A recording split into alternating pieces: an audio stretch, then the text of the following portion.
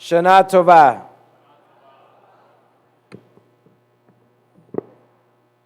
As I believe you know, I have 3 wonderful children, 2 of whom have told me they are too old to be the subject of my sermon, but one of whom doesn't know yet. So Hadar, my 3-year-old, who, if you haven't seen yet, she's the one who usually wants me to stop being a rabbi and pay attention to her. She's probably asked you for candy at this point, and too many of you have said yes. We like to say she runs our life, and at this moment she's really at that cusp where she is coming into her own, has a bigger and bigger vocabulary, but not always sure what she feels or needs. And she has a new refrain these last several months. When she asks for something, and thank you, and we say no, she says with a lot of enthusiasm, "But I want it!" And I said back to her a week or 2 ago, or sometime recently, I said, "I know, but you don't always get what you want." That was not the right thing to say. Agony, rolling and kicking on the floor, and she said to me, "But I get upset when I don't get what I want."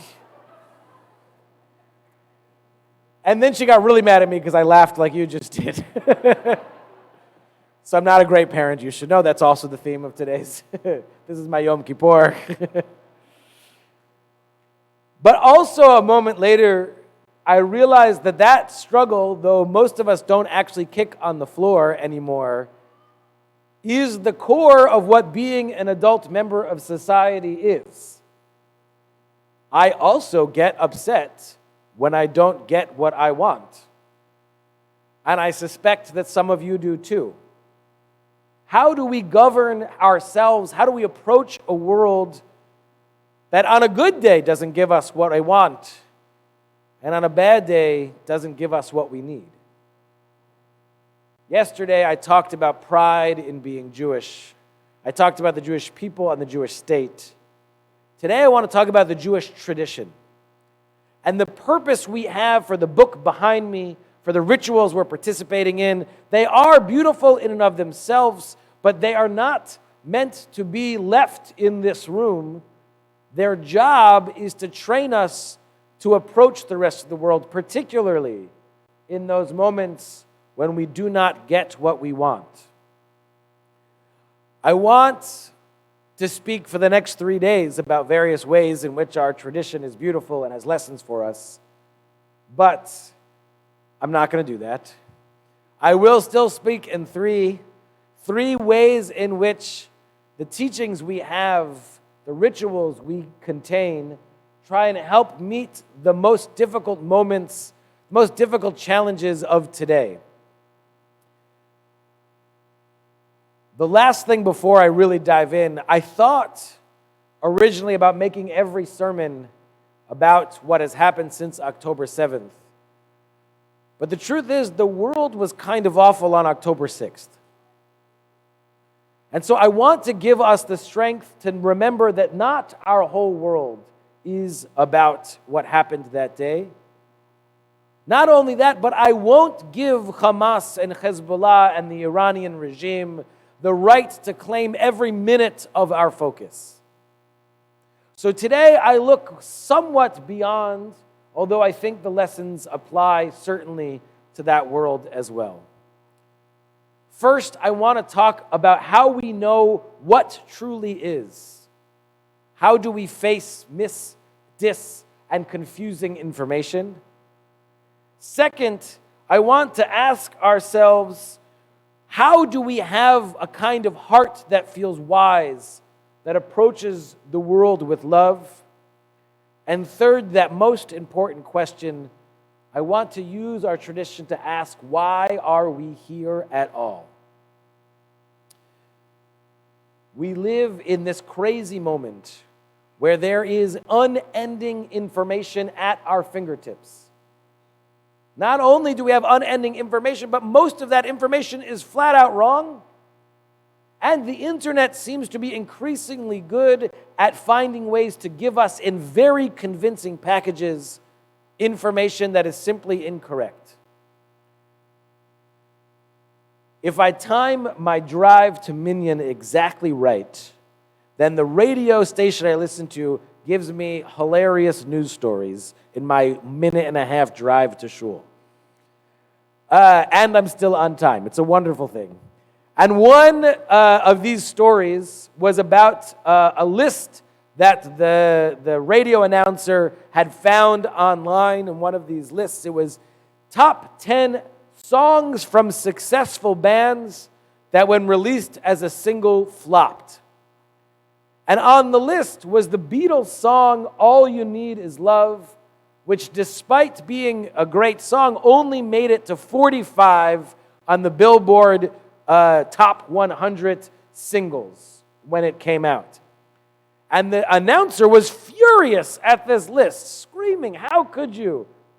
Yes, the Beatles were obviously a successful band, but the only reason that single was 45 on the Billboard charts is because it wasn't even released in the States. It was only released as a single in Canada, and it made it to 45 solely on imports from Canada. So, go Beatles, I love them too, Fab Four, rock on.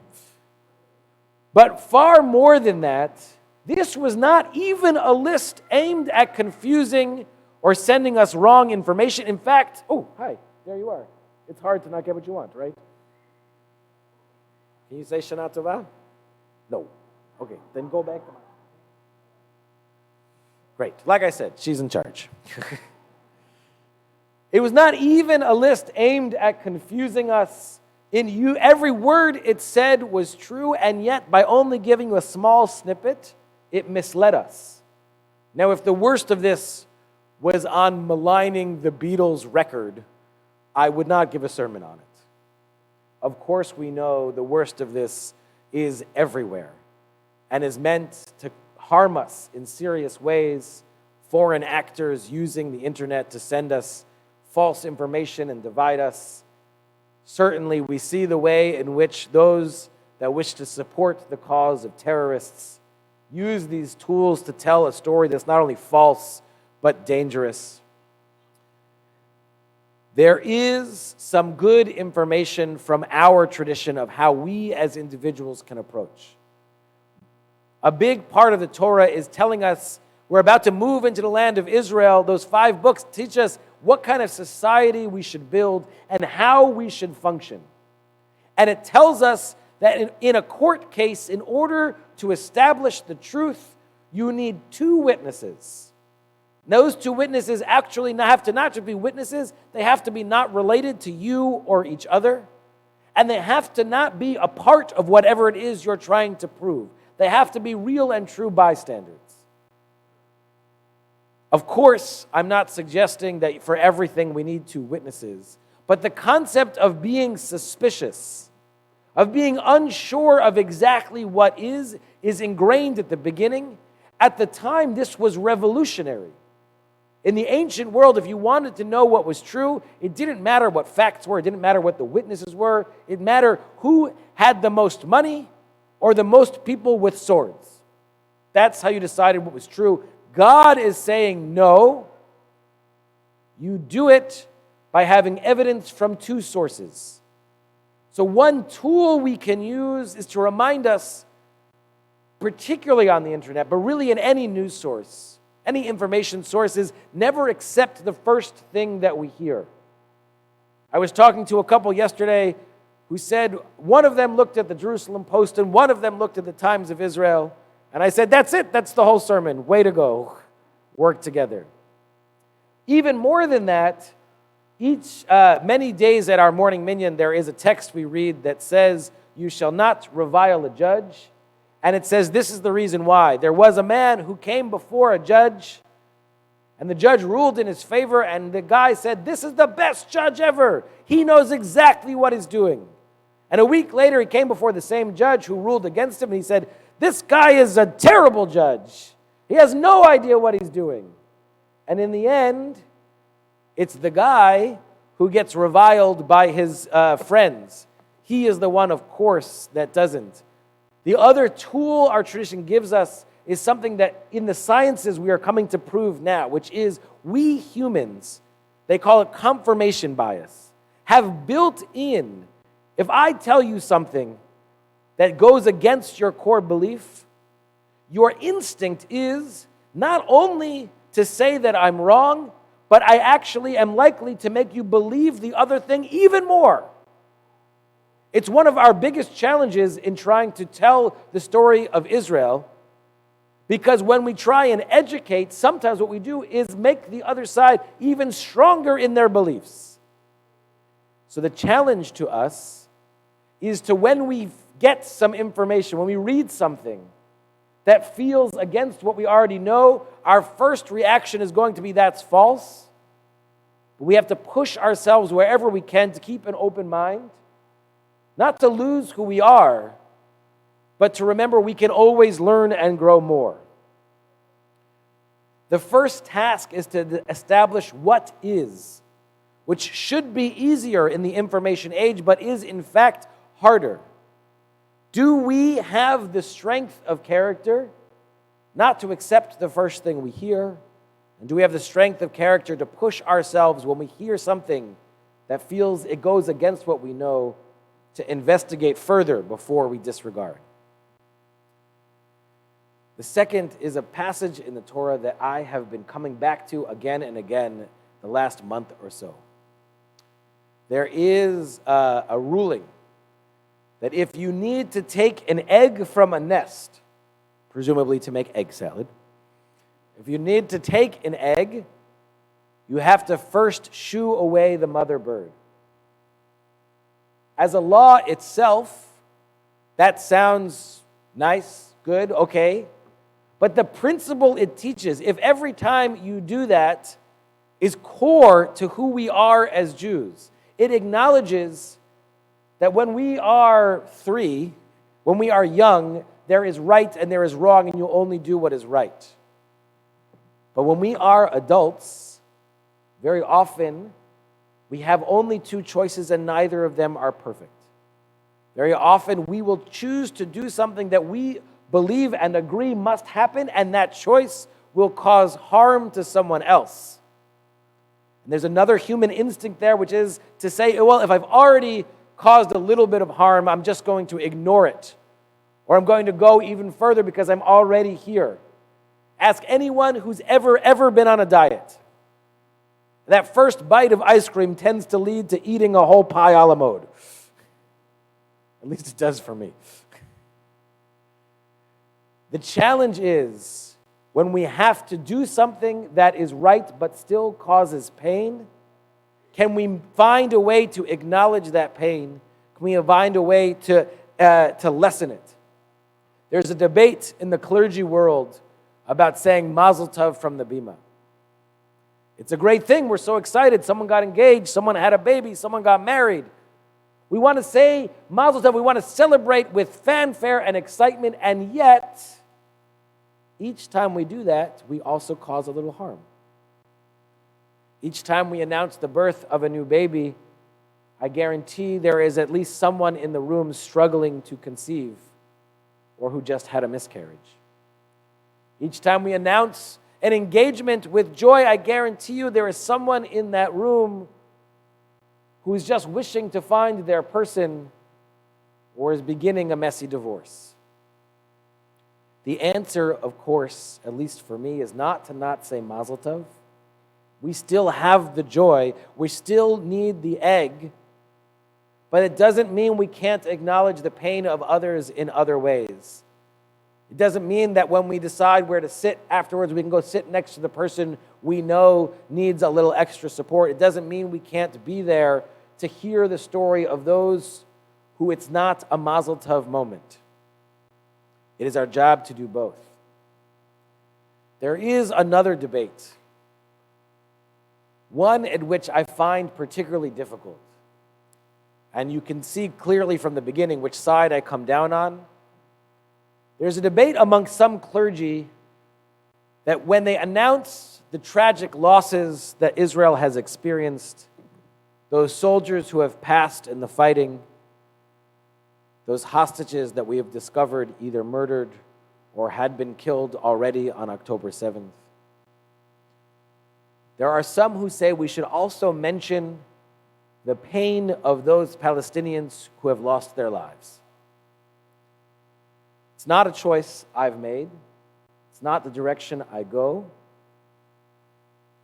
But we do have to remember that this war, like I said yesterday, is just, but it is a war against those who embrace this ideology of death. It is a war against those who say what matters most is how many you kill before you get killed, rather than those who say how many we save.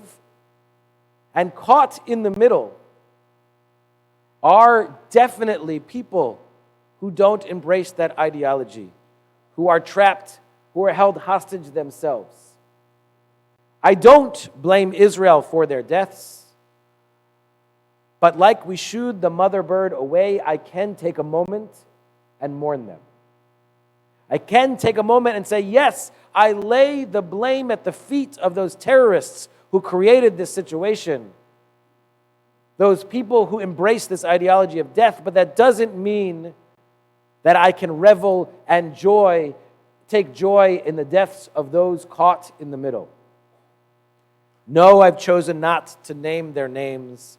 No, I've chosen not to take moments of our prayer to pray for them because we are the Jewish people and not enough people pray for us as it is.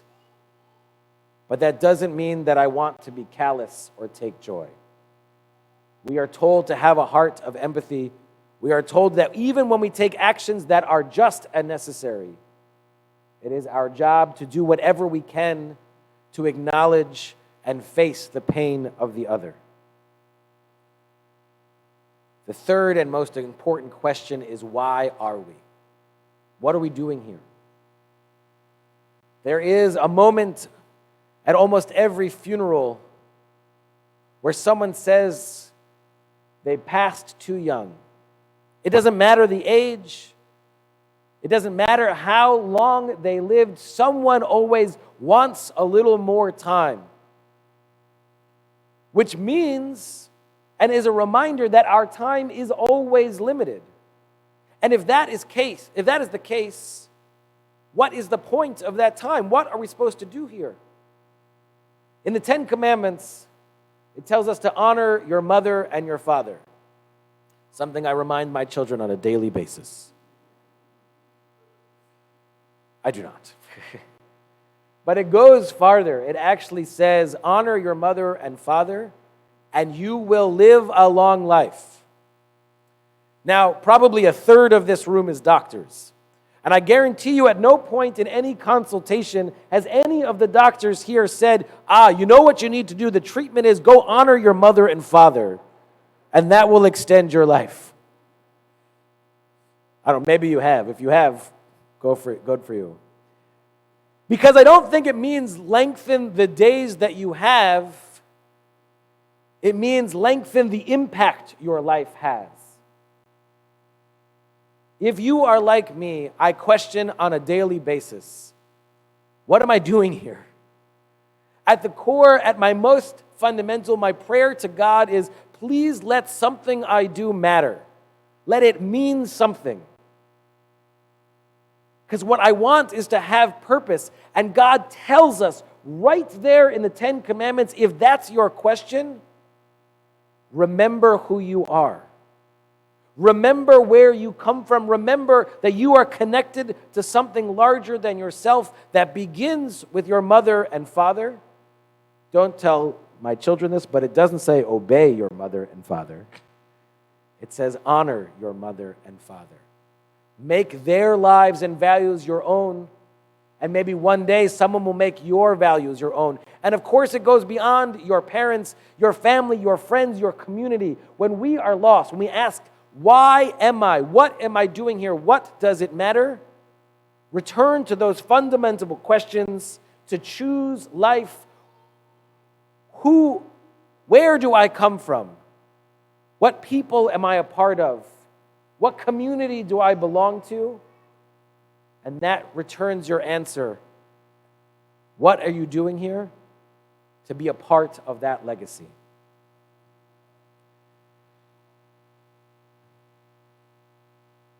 A long time ago, and by that I mean a few decades, the great prophets, the Rolling Stones, said, you can't always get what you want, but if you try sometimes, you just might find you get what you need.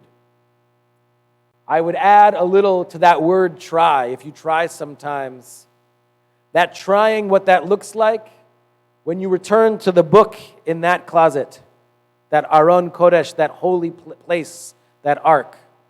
When you return to the rituals and traditions of our people, you can be reminded, how do we face the question of what are we, what is true?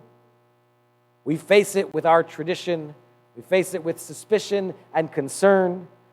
How do we grow a warm heart, an empathetic heart, one that cares even in difficult situations? We remember the story that when we have to take the egg, we shoo the bird away. And how do we know who we are? We look to each other, we look to this place, and when we are lost, when we asked, why am I? We return to the question, where did I come from? And then we might know where we're going. These high holy days, I know we will be upset when we don't get what we want, but I hope we can try sometimes and get what we need. Shana Tova.